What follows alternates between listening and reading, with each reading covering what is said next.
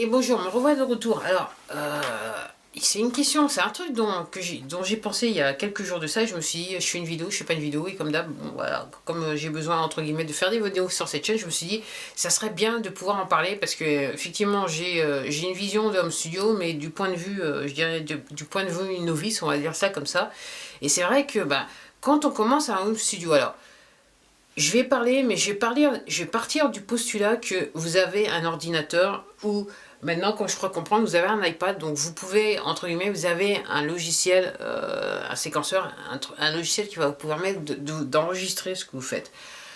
Par rapport au Home Studio, ce qu'il faut savoir, c'est à partir du moment où vous avez l'ordinateur, vous n'avez pas forcément besoin de dépenser beaucoup. Alors effectivement, il y a des gens qui dépensent beaucoup, parce qu'il y a des gens qui sont des pros et qui travaillent, et puis il y a des gens qui débutent, et quand on débute, on n'a pas forcément, avec je dirais, la technologie qu'on a à l'heure actuelle sur le sujet, on n'a pas forcément besoin de dépenser beaucoup, beaucoup, beaucoup, beaucoup. L'autre fois, je vous avais montré le Behringer ECA 202, que j'ai toujours, que j'utilise toujours, et comme je dis, c'est c'est une petite carte son qui vous permet de vous enregistrer si c'est le type d'enregistrement que vous voulez faire. Alors je m'explique. Quand vous voulez créer un home studio, l'idée que vous devez avoir, ce que vous devez garder en tête, c'est quel type de projet je vais faire. Est-ce que ce sont des projets du genre musique électronique qui me demandent que des claviers? Et dans ce cas, vous n'avez pas besoin d'une carte son, vous avez juste besoin d'un clavier comme celui-là. Ou est-ce que je veux m'enregistrer, mais je veux enregistrer des instruments réels, et dans ce cas, vous allez avoir besoin d'une interface carte son qui va vous permettre d'enregistrer vos instruments et accessoirement vos voix si vous voulez vous enregistrer. Ou est-ce que vous voulez enregistrer votre guitare électrique, parce qu'aussi c'est un autre truc. Vous allez peut-être avoir une carte son, mais votre carte son va peut-être pas vous permettre d'enregistrer votre guitare électrique. Alors ouais, alors ce que je suis en train de dire, vous pouvez avoir des cartes de son comme l'UCA Behringer 202 que j'ai présenté qui va vous donner des entrées RCA, ok, qui va pas vous permettre de immédiatement pouvoir vous enregistrer une guitare électrique, une voix ou quoi que ce soit, qui va vous demander de peut-être acheter d'autres équipements pour vous enregistrer. Vous avez la possibilité d'acheter des interfaces qui sont faites pour, okay, qui vous permettront d'enregistrer vos claviers. Alors vos claviers avec une entrée peut-être MIDI et non pas USB, vos guitares, alors la basse qui s'enregistre comme un instrument réel ou une guitare électrique, et dans ce cas avec une guitare électrique vous avez peut-être la possibilité d'utiliser les effets guitare qui sont livrés avec le logiciel, ou vous avez une carte son qui peut aussi vous aider à enregistrer la voix. Et en fonction de ce que vous voulez enregistrer, est-ce que vous voulez vous enregistrer juste vous, une guitare et votre voix, ou vous voulez vous enregistrer de la musique et après mettre des voix, ou juste de la musique sans jamais mettre de voix, en fonction de ça, si vous commencez à débuter, effectivement, la fourchette de prix ne sera pas pareille, vous n'allez pas forcément vouloir chercher le même matériel. Ce que je suis en train de vous dire, c'est que si vous voulez débuter léger, il se peut que juste avec 49 €, vous puissiez juste créer de la musique. Après, si vous voulez vous enregistrer, il va peut-être vous falloir autre chose. Alors, sur certains ordinateurs et avec l'équipement à l'heure actuelle, vous pouvez vous retrouver avec des micros de type USB qui vous permettront de vous enregistrer. Alors, si vous avez déjà un micro, alors, après, tout dépend de la qualité de vos enregistrements. Si vous voulez juste faire une démo, juste pour, entre guillemets, enregistrer vos idées pour ne pas oublier, ok, pour travailler dessus plus tard, ou si vous voulez juste vous enregistrer pour vous amuser, ça peut être très très simple, juste le micro que vous avez déjà, qui peut être juste un micro USB ou un micro de chant que vous pouvez acheter à tout prix. Je sais qu'il y a des micros chez Mike Behringer, je ne suis pas payé pour eux, mais vu que je l'ai utilisé dans le passé, que je l'ai revendu mon micro, c'est l'un des micros que j'avais au début. Des micros de chant, donc des micros de chant avec, maintenant vous avez des connexions directes USB, donc il y a des câbles qui sont faits, donc un câble XLR avec des connexions, avec de l'autre côté une connexion USB que vous pouvez directement connecter sur votre ordinateur. Donc en gros il y a plusieurs moyens de s'enregistrer. Et encore une fois, ce que je suis en train de dire, c'est que le plus important, c'est de savoir ce que vous voulez enregistrer. C'est pas comment voulez-vous vous enregistrer, c'est ce que vous voulez enregistrer. Vous voulez faire de la musique, qu'est-ce que vous êtes? Est-ce que vous êtes électronique? Est-ce que vous êtes guitare électrique avec gros son? Est-ce que vous êtes enregistrement de type classique? Ok, donc voilà. Est-ce que vous êtes juste avec une guitare? Votre type d'enregistrement, c'est une guitare classique avec un micro. Voilà. Tout ça va faire que vous allez devoir choisir un équipement plutôt qu'un autre. Et je me dis, par rapport à ce que je suis en train, les possibilités que je viens juste de vous présenter, ce que je suis en train de vous dire, c'est que avec moins de 100 euros, pour moi, c'est tout à fait possible. Alors, bien sûr, en termes de qualité, vous n'allez peut-être pas avoir un enregistrement de pro.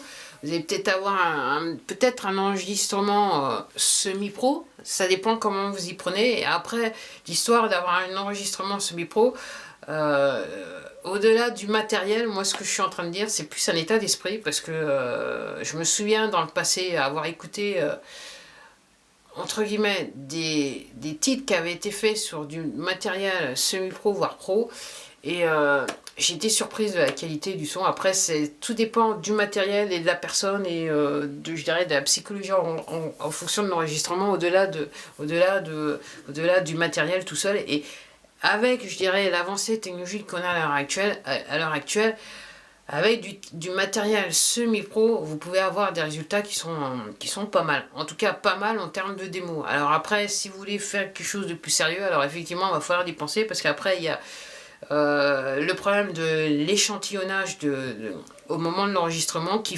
va affecter je dirais, la qualité sonore de vos titres. Mais ça, c'est peut-être pour plus tard. Alors, tout dépend si vous commencez, que vous êtes... Là, réellement, c'est une vidéo qui s'adresse aux débutants de chez débutants. Des personnes qui ne sont jamais enregistrées, c'est...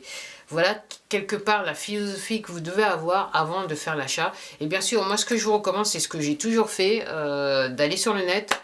Et puis de nos jours, il y a YouTube, donc ça facilite pas mal la tâche de tout le monde, surtout quand je suis en train de penser il y a à peu près 20 ans de ça, où c'était un petit peu différent.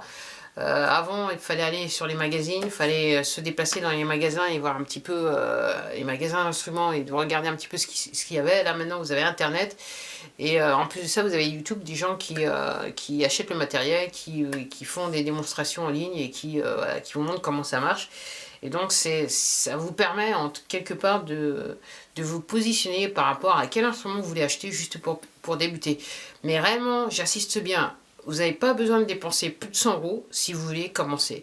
Après, si vous êtes vraiment sérieux, et même si vous êtes sérieux, moi, je considère mieux vaut acheter... déjà, pensez à un budget. Ok. Moi, ce que j'ai toujours fait, c'est regarder c'est quoi le matériel des pros, c'est quoi l'idéal, et voir après, voilà, voir un petit peu combien ça coûte. Si je veux faire ça en termes, si je veux faire un enregistrement entre guillemets professionnel avec du matériel de pro, et voir un petit peu le budget que moi j'ai à ma disposition, et en fonction de ce budget, quel genre d'équipement je peux acheter, des équipements semi-pro que je peux acheter pour faire entre guillemets ce que j'ai besoin de faire. C'est toujours comme ça que j'ai raisonné, et j'avoue que dans le passé ça m'a toujours plus ou moins bien réussi, c'est le cas de dire, jusqu'à ce jour.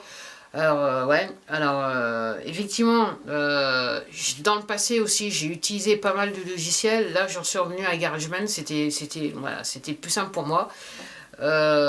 J'espère, dans un futur très proche, pouvoir retourner sur du logiciel dit professionnel. Alors, j'ai utilisé Cubase, les versions light, les premières versions de Cubase, les versions light.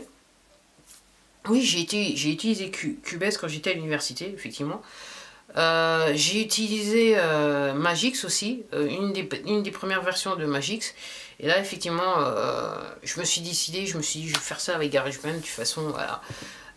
Et comme je vous dis, c'est pas trop... alors après, il y a la qualité, après tout dépend de la qualité du son, mais après, comme je vous dis, c'est pas parce que vous allez avoir du matériel, voilà, le top du top, que clairement la qualité de son sera au rendez-vous. Il y a l'apprentissage l'utilisation, l'apprentissage dans l'utilisation qui va faire une différence. Et encore une fois, il m'est arrivé d'écouter des trucs faits sur du matériel de pro, et ouais, j'étais un petit peu surprise du résultat, et je me disais ouais, moi, mes vieux petits enregistrements tout pourris faits avec du matériel semi-pro, premier budget, entrée de prix, bas de gamme, entrée de prix, j'avoue que les résultats étaient aussi bons que ça. Donc voilà.